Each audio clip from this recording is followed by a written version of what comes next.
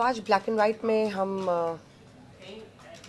तीन चार बहुत बड़ी खबरें हैं जिस पर आज हम चर्चा करने वाले हैं। लेकिन सबसे पहले वही मुद्दा, क्योंकि देखिए ऑपरेशन सिंदूर के बाद एक सेंटिमेंट तो देश में है, पाकिस्तान को लेकर है, गुस्सा है।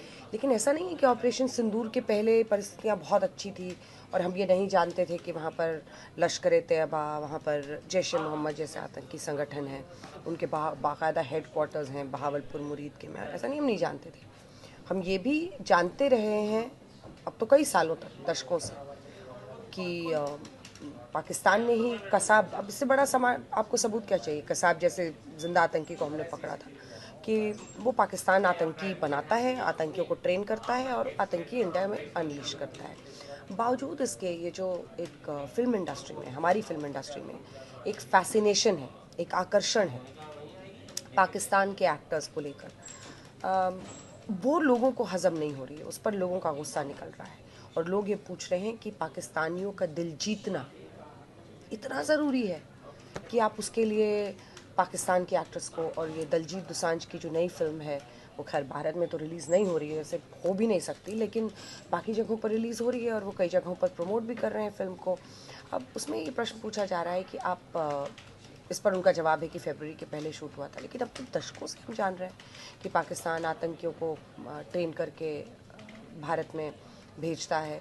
अब कैसे आप नज़र मिलाएंगे उन परिवारों से जिनके अपने इन 9/11, आप मतलब आप छोड़ दीजिए, आप अगर आप चर्चा करें जो मुंबई में अटैक हुआ था 26/11 वाला, उसमें आप कैसे नज़र मिला पाएंगे उन परिवार वालों से, क्योंकि तो पूरी दुनिया ने देखा।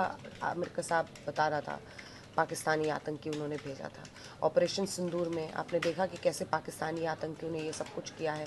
उन परिवार वालों से आप कैसे नज़र मिलाएंगे? पैसा कैसे बड़ा हो सकता है, मतलब अपने देश से बड़ा कैसे हो सकता है? और ये सवाल इससे पूछा जा रहा है क्योंकि अब पैसा बहुत लग गया है फिल्म में, इसलिए हमें रिलीज़ तो करना ही है, बाहर में फिल्म को प्रमोट करना ही है। ये तमाम मजबूरियाँ देश से बड़ी कैसे हो सकती हैं? आप कैसे नज़र मिलाएंगे पहलगाम में जिन लोगों को, जिन जिन जिन पत्नियों के सामने उनके पतियों को पॉइंट ब्लैंक रेंज पर धर पूछ कर मारा गया? आप कैसे नज़र मिलाएंगे उनसे? तो ये एक बड़ा सवाल है जो आज हम लोग उठाएंगे ब्लैक एंड वाइट में। फिर वो उत्तर प्रदेश के इटावा की स्टोरी की ये जो कथावाचक हैं, एक कथावाचक पर भी किसी का कॉपीराइट हो सकता है क्या? और ये भी खबर आ रही है कि दो दो आधार कार्ड थे इस शख्स के। इस बात की कोई भी सही नहीं ठहरा सकता कि आप किसी को पब्लिकली कैसे शेम कर सकते हैं, बाल मुंडा सकते हैं। लेकिन क्या वो वाकई मतलब धोखा दे रहा था लोगों को? और वहाँ से देखिए कथावाचक पर लड़ाई शुरू हुई और जाति की आग, उसको आगे जो लोग सुलगा रहे हैं पॉलिटिक्स के लिए, उस वो हम आपको अनकवर करेंगे। कुछ ऐसी इनसाइड डिटेल्स बताएंगे जिससे आप समझ पाएंगे कि सही हुआ है या गलत हुआ है।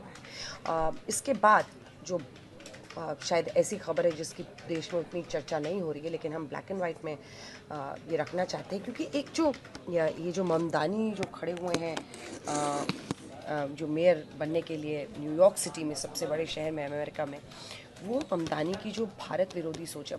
अपने आप को इंट्रोड्यूस कैसे कहते हैं कि I am a Gujarati Muslim, but जब मैं लोगों को बताता हूँ तो हैरान रह जाते हैं कि गुजराती मुस्लिम ऐसे हैं क्या। उनको लगता है कि गुजरात से तो मुस्लिम्स का सफाया हो गया है। बट ये प्रोपेगेंडा और ये झूठ जो वो खुलकर बोल रहे हैं, क्योंकि लगभग 9.5 से 10% मुस्लिम हैं आज भी गुजरात में हैं, और वो ऐसे कह रहे हैं कि सबसे बड़ा जीनोसाइड उनके खिलाफ हो गया है, उनको साफ कर दिया गया है गुजरात से। अब ऐसा शख्स अगर न्यूयॉर्क में आप मेयर के रूप में देखेंगे तो, और भी कई जगहों पर, एक जगह पर फिक्स्ड भाषण दे रहे थे, उनको बताया जा रहा था कि आप यहाँ पे बोलिए, ऐसा बोलिए। तो पूछा हिंदी में बोलो, इंग्लिश में बोलो, वहाँ पर पीछे में हिंदुओं के खिलाफ नारेबाजी हो रही है, उनको गालियाँ दी जा रही हैं। तो ये जो एक तरीका है कि भारत के खिलाफ प्रोपेगेंडा चलाना है, और आप मौजूदा सरकार से आप राय से असहमत हो सकते हैं, लेकिन एक पूरे कौम के लोगों के बारे में ये कहना कि उनका तो सफाया हो चुका है, उनको तो ख़त्म कर दिया गया है, ये अपने आप में एक प्रोपेगेंडा है इंडिया की इमेज ख़राब करने की। और इसलिए ये बहुत चिंताजनक खबर है भारत के नज़रिए से, क्योंकि इससे फिर पाकिस्तान का प्रोपेगेंडा आगे बढ़ता है। और ऐसा शख्स अगर बन रहा है मेयर, तो फिर ये अपने आप में बहुत चिंता की बात है। तो आज हम आपको दिखाएंगे और कुछ इनसाइड चीज़ें उनके बारे में बताएंगे। अच्छा, पता नहीं आप लोग जानते हैं नहीं, वो रैपर भी बनना चाहते थे, उनके कुछ रैपिंग वाले भी वीडियोज़ हैं, कुछ वो रैपर बन रहे थे। तो ये जो प्रवृत्ति है भारत के खिलाफ प्रोपेगेंडा करके लोगों का दिल जीतने की, उसके खिलाफ आज हम ब्लैक एंड वाइट विश्लेषण करेंगे और आपको समझाएंगे कि पूरा सच क्या है। तो ये तमाम खबरें रात 9 बजे मेरे साथ ब्लैक एंड वाइट में। गर्मियों की छुट्टी होने वाली थी, मेरे पापा आने वाले थे, तो हम लोग सभी खुश थे। तो मैं एक बेड पे चढ़ के डांस कर रहा था, लेकिन वो पहले ही आ गए। फ्रीज। तो मैं उस समय तो कंटिन्यू नहीं कर सकता था ना, तो फ्रीज फ्रेम टाइप का हो गया। कसम पैदा कर